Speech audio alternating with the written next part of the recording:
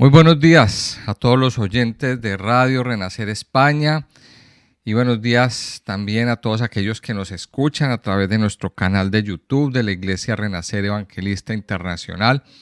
Bienvenidos a este tiempo de Buenos Días Señor, este programa que hacemos cada día para hablar con Dios, para iniciar nuestros días hablando con el Creador y meditando en su bendita palabra, la palabra que nos da vida, la palabra que nos llena de gozo, la palabra que es alimento, que nos fortalece, que nos da la fuerza para seguir adelante, para conocerlo a Él, para conocer al que todo lo puede, al Dios Todopoderoso.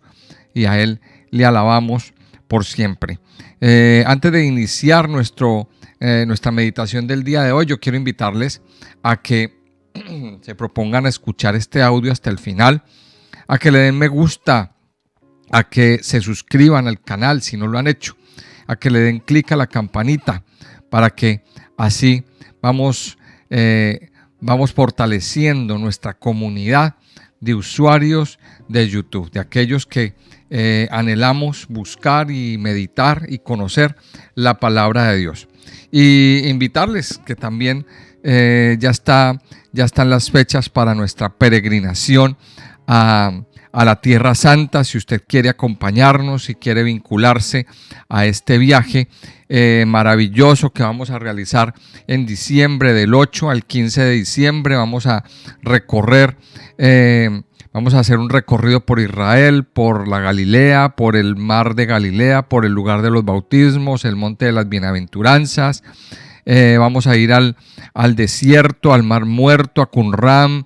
También vamos a estar en un lugar llamado En-Gedi y por supuesto vamos a estar en Jerusalén disfrutando de este tiempo cerquita de la mano del Señor, allí meditando en su palabra, en el lugar de los hechos y sobre todo permitiéndole al Señor que haga un milagro, porque vamos a estar celebrando la fiesta de los milagros y de las luces allí en Jerusalén. Si usted quiere más información de este viaje, si le hace ilusión ir a acompañarnos, pues yo le invito a que nos escriba a nuestro correo electrónico que aparece ahí en la portada del video.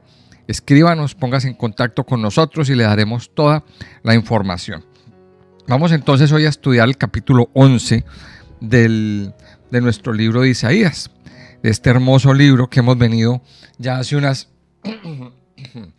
unos días estudiando, y vamos a retomarlo desde el capítulo 10. Finalizando el capítulo 10 nos dice el verso 33, dice: He aquí el Señor Jehová de los ejércitos desgajará el ramaje con violencia, y los árboles de gran altura serán cortados, y los altos serán humillados. Y cortará con hierro la espesura del bosque, y el Líbano caerá con estruendo. O sea, el panorama que nos muestra este final del capítulo 10 es un panorama de desolación. Es un panorama donde habían árboles muy frondosos, pero todos quedaron talados. El bosque quedó arrasado y no se ve más que troncos, palos y ramas tirados por el suelo y a lo mejor humeando, porque a lo mejor habrá sido quemado. No sé si usted habrá visto las imágenes de los incendios forestales, cómo quedan los bosques después de que pasa el incendio, queda totalmente arrasado. Y en medio de ese panorama de desolación, en medio de ese panorama donde Dios ejecutó su juicio, entonces el capítulo 11 viene el Señor a darle a su pueblo, a sus hijos y al mundo entero una promesa, una de las promesas más grandes y más especiales. Recuerde que Isaías nos está mostrando, Dios a través de Isaías nos está dando no solamente promesa, nos está dando la promesa más grande que Dios pudo darnos, y es la promesa del Mesías, la promesa del Salvador. Esta es la promesa con mayúscula. Hay muchas promesas en la palabra de Dios, de bendición, de abundancia, de prosperidad, etc. Pero es que esta es la principal de todas las promesas. Es el Mesías. es el Salvador, el que va a venir a salvarnos de la desolación, del castigo, del pecado, de la muerte. Y de eso trata el capítulo 11. Entonces, poniendo en nuestra mente esa imagen de desolación, dice el versículo 1, saldrá una vara del tronco de Isaí, y un vástago retoñará de sus raíces, y reposará sobre él el espíritu de Jehová, espíritu de sabiduría y de inteligencia, espíritu de consejo y de poder, espíritu de conocimiento y de temor de Jehová. Y le hará entender diligente en el temor de Jehová. No juzgará según la vista de sus ojos, ni arguirá por lo que oigan sus oídos, sino que juzgará con justicia a los pobres y arguirá con equidad por los mansos de la tierra, y herirá la tierra con la vara de su boca, y con el espíritu de sus labios matará al impío. Y será la justicia cinto de sus lomos, y la fidelidad ceñidor de su cintura. Y aquí vemos en esta primera parte cómo una vez más el Señor nos muestra una promesa, la promesa del Mesías, de cómo sería el carácter. Entonces, en medio de toda esa desolación, dice aquí que saldrá una vara del tronco, dice, del tronco de Isaí, y un vástago retoñará de sus raíces. Vamos a mirar entonces que lo primero es que es el primero en nacer de una gran familia que resurgirá con él. Y dice, saldrá una vara del tronco de Isaí. Una vara, o sea, un vástago, una ramita. ¿Qué significa vástago? Mire, es una ramita verde que empieza a retoñar, como cuando se corta un árbol y luego de muchos días empiezan a brotar ramas nuevas, empiezan a brotar ramitas verdes. Eso quiere decir que el árbol no estaba muerto, que el árbol tiene vida y hay vida dentro de él. Es lo mismo que dice aquí, que en medio de toda esa devastación de la familia, de la familia de Isaí. Ahora, ¿quién era Isaí? Es bueno preguntarnos esto. ¿Quién era Isaí? Isaí era el padre del rey David. Y recordemos que el Señor le dio una promesa a David. El Señor le dio una promesa a David. Le dijo que de sus hijos siempre tendría un rey. Que Israel tendría un rey por la eternidad. Y ese rey eterno que desciende de David es el Mesías, es el Señor Jesucristo. Entonces dice que saldrá una vara del tronco de Isaí y un vástago, o sea, una ramita, retoñará de sus raíces. Retoñará para llevar fruto, para aumentar, para crecer, para que haya fructificación, para que haya una multiplicación. Entonces miremos que hay una esperanza. No todo está muerto. No todo está muerto. En medio de la desolación y en medio del castigo. Ahora, dice el versículo 2, y reposará sobre él, sobre ese vástago, el espíritu de Jehová, el espíritu de sabiduría y de inteligencia, espíritu de consejo y de poder, espíritu de conocimiento y de temor de Jehová. Y le hará entender diligente en el temor de Jehová. No juzgará según la vista de sus ojos, ni arguirá por lo que oigan sus oídos. Y este es un versículo que nos da una explicación.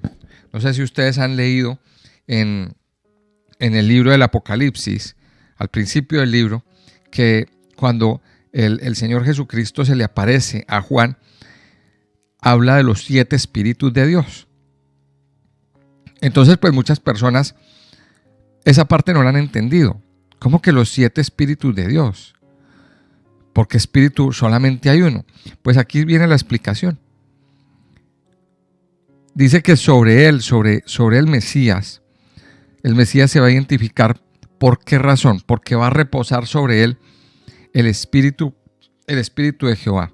Y luego dice, ese espíritu de Jehová también se va a manifestar en espíritu de sabiduría, de inteligencia, de consejo, de poder, de conocimiento y de temor de Jehová. 7. ¿Esto qué nos dice? La plenitud. Mire, sobre lo que nos está diciendo aquí es que sobre el Mesías va a estar la plenitud, o sea, esta es la plenitud de todos los atributos divinos. Por lo tanto, lo que significa es que en este retoño de Isaí estaría toda la plenitud de la deidad. O sea que el Espíritu de Dios repose sobre el Señor significa que iba a reposar todas estas cosas. Toda la plenitud de la deidad iba a estar ahí.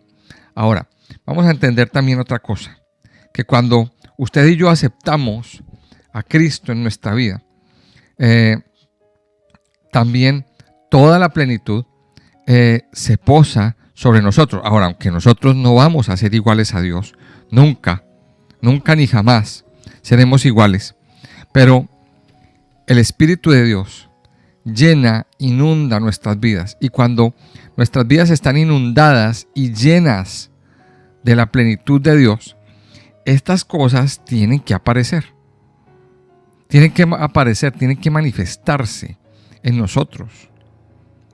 Y entonces nosotros vamos estando llenos de ese espíritu de sabiduría, de ese espíritu de inteligencia, de espíritu de consejo para aconsejar, de espíritu de conocimiento y sobre todo espíritu de temor de Dios. O sea, primero esto viene sobre el Señor. O sea, Él es el dueño, Él es el que tiene todo esto. Pero cuando usted y yo aceptamos a Dios en nuestra vida y caminamos con el Señor, perdón, esta plenitud la tenemos que empezar a ver en nosotros, en la medida que vamos creciendo y vamos madurando. Esta es la plenitud del Señor. Esta es la plenitud del Señor, del Mesías que había de venir, del Mesías que había de venir a salvar. Y mire que la imagen que está dando entonces Isaías es que en medio de la devastación, que en medio del juicio, que en medio de toda la ruina que había quedado, se iba a levantar un descendiente de David, que iba a tener todas estas características para venir a gobernar. Dice el versículo 3, y le hará entender diligente en el temor de Jehová. No juzgará según la vista de sus ojos, ni arguirá por lo que oigan sus oídos, sino que juzgará con justicia a los pobres y arguirá con equidad por los mansos de la tierra. Y herirá la tierra con la vara de su boca, y con el espíritu de sus labios matará al impío. En los capítulos anteriores hemos visto que el juicio de Dios es sobre personas, sobre jueces, sobre gobernantes que no hacen bien su trabajo, que juzgan mal, que acusan mal o que acusan injustamente, digámoslo así, a inocentes, que dan malos juicios. Por lo menos en el capítulo 10, iniciando el capítulo 10, nos decía que hay de los que dictan leyes injustas y prescriben tiranía. Pero entonces aquí nos está mostrando todo lo contrario y lo que Dios viene a corregir. Y dice que le hará entender diligente el temor de Jehová. Dice, y le hará entender diligente, no juzgará según la vista de sus ojos, porque los jueces muchas veces juzgan por las apariencias. Muchas veces se juzga, o el ser humano juzga por las apariencias. Ni arguirá por lo que oigan sus oídos, sino que juzgará con justicia a los pobres y arguirá con equidad por los mansos de la tierra. Dice más adelante que será la justicia cinto de sus lomos y la fidelidad ceñidor de su cintura. Vendrá a interpretar la ley correctamente, y eso lo vemos en el mismo Señor Jesucristo en Mateo capítulo 6, 5, 6 y 7, cuando Él dice, oísteis que fue dicho, Ese capítulo 6 de Mateo es como una reinterpretación de la ley. No es que el Señor viene a anular la ley, no, sino que los intérpretes de la ley se habían metido en, digámoslo así, en interpretar de una manera tradicional. Se habían basado en las tradiciones, en el Talmud. Y por eso el Señor dice, oísteis que fue dicho tal cosa. Entonces ahí el Señor habla del Shabbat, Él habla del pecado, Él habla de los adulterios, Él habla de muchas cosas. Él habla de muchas cosas. ¿Por qué? Porque los sacerdotes, porque los judíos se habían regido por una serie de tradiciones de hombres que no están en la Biblia, no están en la palabra de Dios. Son interpretaciones rabínicas que a lo largo de los siglos pues habían dado sus maestros, sus estudiosos, y se regían por eso en lugar de lo que decía la Biblia originalmente. Y para ellos pesaba más lo que decía la tradición, y de hecho pesa más lo que dice la tradición, porque eso viene hasta la actualidad en el judaísmo. Pesa más lo que dice la tradición que lo que quizás dice la misma palabra. Entonces el Señor viene a hacer justicia también en esa parte. Entonces condenaban a los que no se lavaban las manos, digamos así, antes de comer. Y los condenaban. De hecho, a los discípulos los criticaron fuertemente porque no se lavaban las manos. Y eso no lo dice la palabra de Dios. La palabra de Dios no habla de eso. ¿Quién habla de eso? La tradición. La tradición oral que ellos, digámoslo así, se inventaron. Por eso el Señor les dice, mire, que si es lícito, que si comer sin lavarse las manos contamina. No, contamina más lo que hay en el corazón.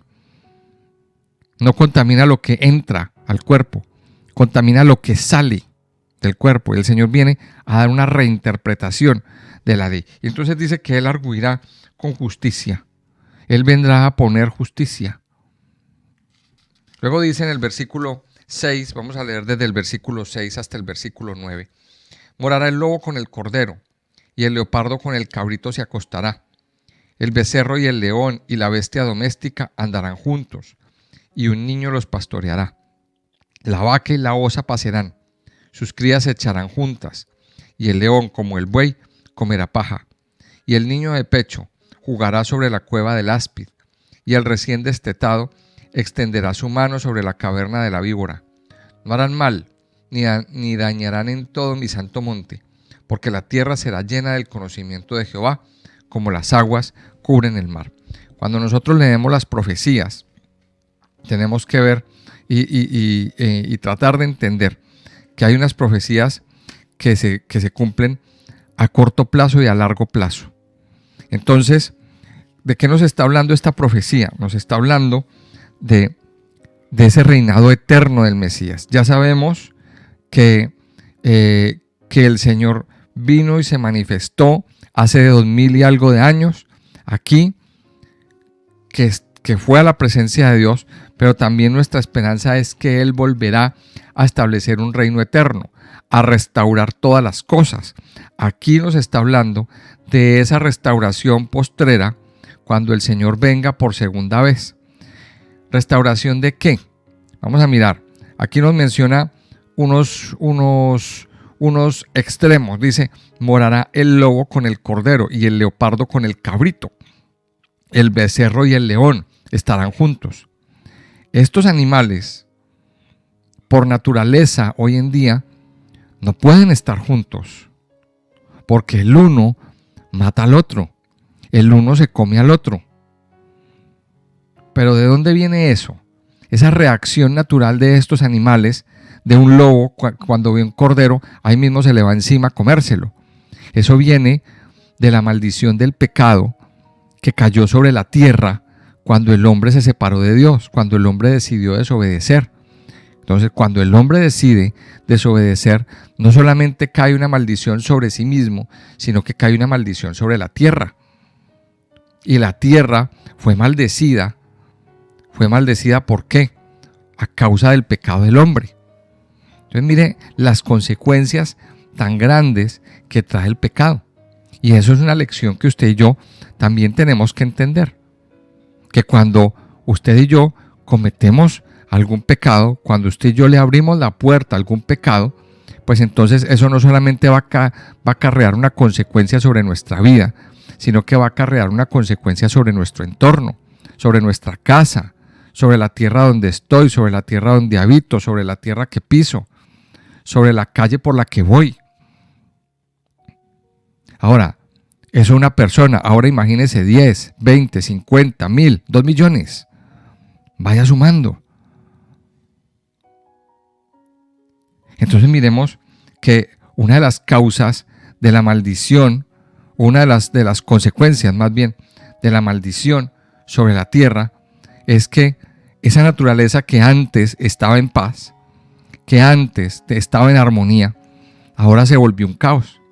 Y ahora vemos cómo esas fieras buscan, digámoslo así, animalitos inocentes para comérselos y para subsistir.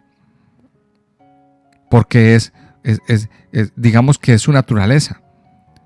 Pero eso fue lo que sucedió cuando el hombre pecó. Se contaminó y la tierra vino sobre una maldición. Ahora, ¿qué pasa? Que ahora, cuando el Señor vuelva la segunda vez, va a restaurar ese paraíso. Y entonces va a pasar esto.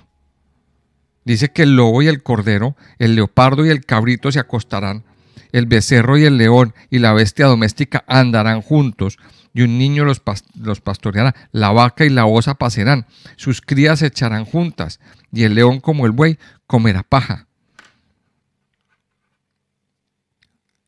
Pero también vamos a ver algo en medio de la restauración, y es que esas enemistades se van a acabar, esas envidias se van a acabar, esas rencillas de los unos contra los otros se van a acabar. Y dice el versículo 9, dice que no harán mal, ni dañarán en todo mi santo monte. O sea, esa maldición que hay sobre el reino animal se va a acabar también. Dice que no harán mal, ni dañarán en todo mi santo monte, porque la tierra será llena del conocimiento de Jehová, como las aguas cubren al mar. O sea, cuando el Mesías regrese, va a venir a restaurar todas las cosas. Eso sí, hará un juicio, claro que sí.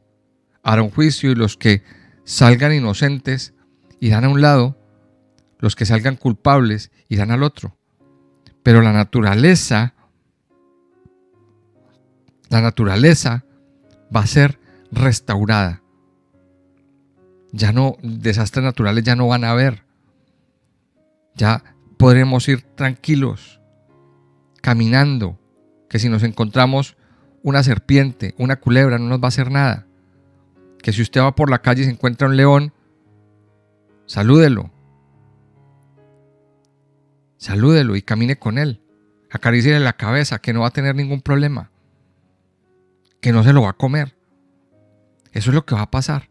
Va a haber una restauración de todo lo que se dañó con el pecado del hombre. Dice el versículo 10, acontecerá en aquel tiempo que la raíz de Isaí, la cual estará puesta por pendón a los pueblos, será buscada por las gentes, y su habitación será gloriosa. Asimismo acontecerá en aquel tiempo que Jehová alzará otra vez su mano para recobrar el remanente de su pueblo, que aún quede en Asiria, Egipto, Patros, Etiopía, Elam, Sinar y Amad, y en las costas del mar. Y levantará pendón a las naciones, y juntará los desterrados de Israel, y reunirá los esparcidos de Judá de los 4 confines de la tierra.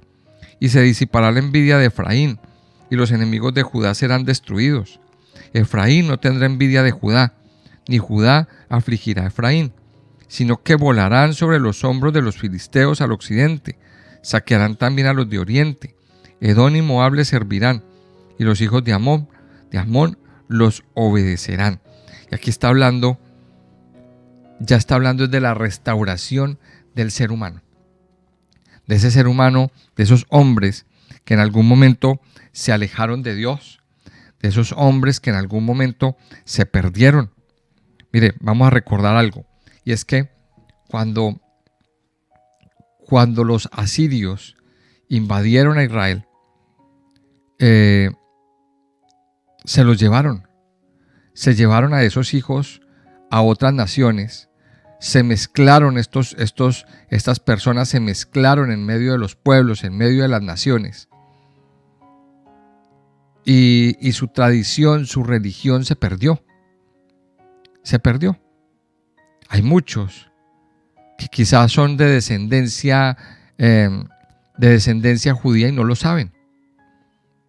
Ahora, vamos a pensar también en esto, que ya es más reciente.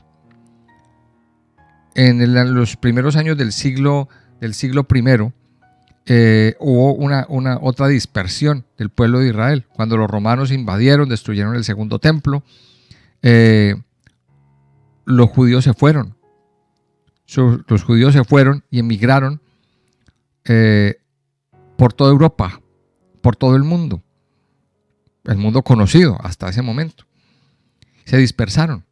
Unos cayeron en España, son los sefarditas, otros cayeron en el centro de Europa, los askenazis, y así se repartieron por muchas partes. Por todo lo que ha pasado, pues muchos fueron obligados, sobre todo en el occidente de Europa, Francia, Portugal, donde estaba Italia también, donde estaba muy activa la Inquisición, y fueron obligados a renunciar a su fe. Y cambiaron sus apellidos, cambiaron sus nombres. Otros se fueron. Cuando tuvieron la oportunidad de irse en América, se fueron y bueno, y allí conservaron su fe y sus tradiciones. Pero mucha parte se quedaron en España, digámoslo así, y en Europa. Cambiaron sus costumbres, cambiaron sus apellidos. Y con el pasar del tiempo, con el pasar de los siglos, pues se fue perdiendo su tradición, se fue perdiendo su cultura. Y hoy en día a lo mejor usted y yo, que tenemos apellidos latinoamericanos, apellidos, a lo mejor seamos descendencia judía y no lo sabemos. Entonces, ¿qué es lo que está diciendo el Señor? Que a todos los que están perdidos, el Señor los va a recuperar. El Señor los va a recuperar. El Señor va a recuperar a todos aquellos que en algún momento se perdieron. Dice, va a recobrar el remanente de su pueblo. Esa vara, esa raíz de Isaí. Dice, será buscada por las gentes y su habitación será gloriosa. El Señor vino a recuperar a los perdidos. Aquellos que nos hemos perdido o que en algún momento nos perdimos en el pecado. Aquellos que en algún momento nos perdimos en medio del mundo. Aquellos que en algún momento nos perdimos como el hijo pródigo. El Señor va a recobrar, dice el versículo 11, el remanente de su pueblo que aún quede. Y aquí nombra una cantidad de pueblos. En Asiria, en Egipto, en Etiopía, Elam, Sinar, Amad. Cada uno de esos pueblos tiene un significado, pero me llama la atención Egipto. Me llama la atención Egipto, porque Egipto es símbolo de esclavitud. Egipto es símbolo de pecado. Recuerde lo que pasó con el pueblo de Israel en Egipto. ¿Cómo estaban? ¿Cómo estaban? Estaban sometidos, estaban esclavizados, estaban bajo un yugo, bajo el yugo del faraón. ¿Cómo quedaron el pueblo de Israel en Asiria? Asimilados a una religión, asimilados al mundo, y así cada uno. Dice aquí que el Señor viene para recobrar el remanente. Dice el versículo 12, y juntará a los desterrados de Israel, reunirá a los esparcidos de Judá, de los 4 confines de la tierra. El Señor viene para reunirnos. Y aquí más adelante, en el versículo 15 y 16, en el versículo 14, el Señor nos viene a decir también que va a reunir los dos campamentos. Esa casa de Efraín representa las 10 tribus, los gentiles que se han quedado mezclados en el mundo, que han quedado llenos de paganismo, que han quedado llenos de otras ideologías, que perdieron su identidad, que perdieron sus apellidos, que están por allá vagando en el mundo sin saber quiénes son. Esa es la casa de Efraín. Y dice que el Señor va a unir la casa de Efraín con la casa de Judá.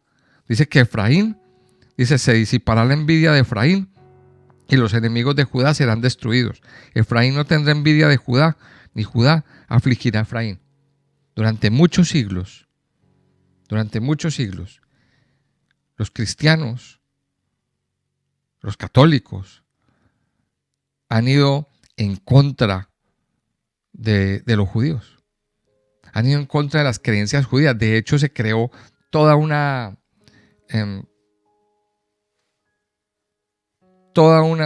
bache, todo un abismo entre los unos y los otros. Pero aquí dice la palabra de Dios que los unos ya no serán más enemigos de los otros. Qué bonito, ¿verdad? Que va a llegar un momento en que todos vamos a estar reunidos en torno al Mesías. Que ya no habrá más envidia, que ya no habrá más comentarios negativos, ni nada de eso. Aquí no lo está diciendo. Dice el versículo 15: y secará Jehová la lengua del mar de Egipto, y levantará su mano con el poder de su espíritu sobre el río, y lo herirá en sus 7 brazos, y hará que pasen por él con sandalias, y habrá camino para el remanente de su pueblo, el que quedó de Asiria, de la manera que lo hubo para Israel el día que subió de la tierra de Egipto. Y me llama la atención que dice que secará Jehová la lengua del mar de Egipto. La lengua del mar de Egipto, otra vez.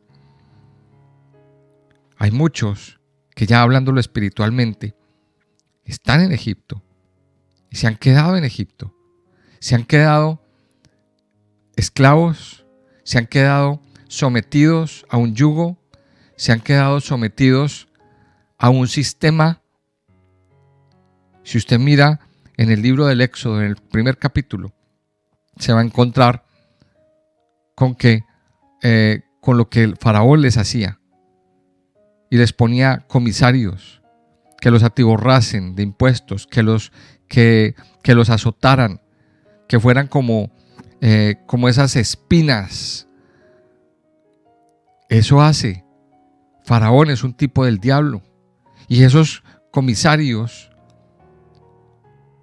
son los demonios que el mismo Faraón envía a que estén martirizándonos, a que estén pisoteándonos, a que estén cada día pisoteándonos la cabeza, dañándonos.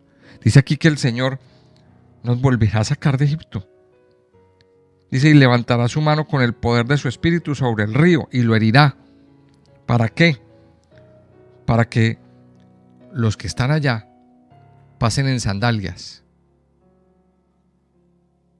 para que salgan de allí. ¿A través de quién? A través del Mesías. Mire qué especial. ¿Qué nos quiere decir este capítulo 11? Una profecía bien especial, bien bonita, del Mesías, que va a venir a restaurar todas las cosas, que va a venir a restaurar todos los desajustes, todo lo que está dañado, todo lo que está desajustado, va a venir a restaurarlo. Pero una vez más, es el llamado. ¿El llamado a qué? A un arrepentimiento. ¿Para quién es esta restauración? Esa es la pregunta. ¿Quién va a ser restaurado?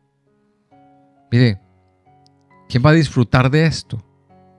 Aquellos que han creído, aquellos que se han arrepentido de sus pecados, aquellos que desde hoy confiamos en el Señor, que hemos tomado la decisión de salir de Egipto, así como en el tiempo del Éxodo, del primer Éxodo.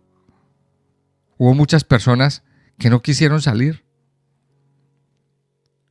Hubo varios grupos. Mire, unos que no quisieron salir y se quedaron en Egipto. Otros que salieron, pero su corazón seguía en Egipto. Y esos fueron los que la liaron después, con las rebeldías y con los comentarios y con la murmuración y con todo eso. Y que se hicieron la vida muy difícil y a la final el Señor tuvo que juzgarlos. Esos fueron los que se hicieron el becerro de oro. Pero también hubo otro grupo, un tercer grupo, que salió de Egipto con su mirada puesta en el Señor, con su mirada y con el deseo de llegar a la tierra prometida. Y dejaron atrás ese Egipto para no volver. Mis amados, Dios está pidiendo un arrepentimiento verdadero. Dios está pidiendo y nos está diciendo hoy que de verdad tengamos un arrepentimiento. Que el Señor va a restaurar todas las cosas. Que el Señor viene con una luz de esperanza para que todas esas incongruencias de la vida se acaben. Yo les invito a que oremos y le demos gracias al Padre por esta promesa. Padre Santo y Poderoso, te damos gracias. Muchas gracias por el regalo que nos das, ese regalo del Mesías. Gracias, precioso Rey, por la promesa de un Mesías que va a volver por segunda vez, que va a venir a restaurar todas las cosas, que va a venir a poner en orden todos los desequilibrios de la naturaleza. Padre, yo te doy gracias porque por esa luz de esperanza que en algún momento tú vas a permitir que venga, que en algún momento tú vas a permitir que venga e ilumine y llene nuestras vidas y nuestros corazones. Padre Santo, hoy te pedimos que seas tú derramando toda la plenitud.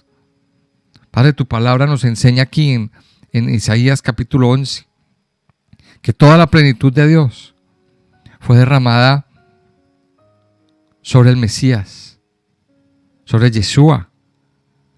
Toda la plenitud de Dios fue derramada. Pero cuando nosotros tomamos la decisión de conocerlo, de caminar con Él y de vivir la vida de Yeshua en nosotros, toda esa plenitud también vendrá y derramará, Señor, como dice tu palabra en el libro de Joel, tu espíritu sobre toda carne. Y ese espíritu de Jehová derramará espíritu de sabiduría, espíritu de inteligencia, espíritu de consejo, espíritu de poder, espíritu de conocimiento y espíritu de temor de Dios. Padre, en este momento yo quiero pedirte que derrames también sobre tus escogidos, sobre todo el que tú quieras, toda la plenitud, Señor. Que nos llenes, que nos permitas hoy, Señor, sobre todo, que podamos vivir en el temor de Dios. Que nuestras vidas, amado Padre, se aparten de todo pecado, de todo ambiente pecaminoso, de todo ambiente de pecado, Señor. Padre Santo, hoy yo quiero pedirte, mi Señor, que hagas tu obra preciosa, perfecta en nosotros y que nos permitas caminar siempre, Señor, en el temor de Dios. Que nuestra vida no se aparte nunca y que podamos ver, Señor, esa restauración con nuestros ojos. Que podamos ver, Señor, cómo ya podemos andar por muchas partes sin contaminarnos, sin dañarnos. Padre Santo y Poderoso, yo te doy gracias. Gracias, mi Señor, por esa restauración que vendrá a nuestros corazones, fruto de tu Espíritu, Señor. Porque quitarás toda envidia, porque quitarás toda mala actitud, porque porque esa vara del tronco de Isaí hará retoñar el tronco seco y el tronco que aparentemente está muerto, y traerás vida, traerás gozo, traerás consuelo y libertad, Señor. Padre Santo y poderoso, yo te alabo y te bendigo. Te exalto, Padre mío. Y te pido, Señor, que te quedes con nosotros en este día, Señor. Que sigas haciendo tu obra. Gracias por tu amor y por tu misericordia, por tu bondad y fidelidad, Señor. En el nombre precioso de Jesús, te oramos y te clamamos. Amén y amén.